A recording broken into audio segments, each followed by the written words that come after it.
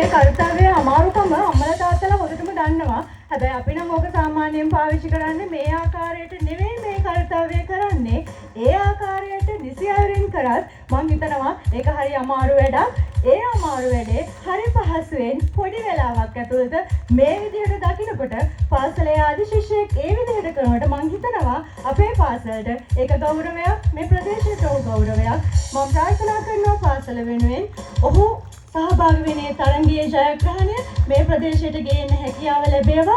ඔහු බලාපොරොත්තු වෙන විදිහට ඒ ගිනස් වාර්තාව අපේ ආදි ශිෂ්‍යයෙක්ගේ නමට ලංකාවේ නාමය රඳා පවත්වන්න හැකියාව ලැබේවායි කියලා මේ සියපතක සුවඳ වේදිකාව තුළ අපි ආශිර්වාද කරනවා ඔබතුමන්ට පාසලේ ගෞරවය, ප්‍රදේශයේ ගෞරවය රකින්න අනාගතයේදී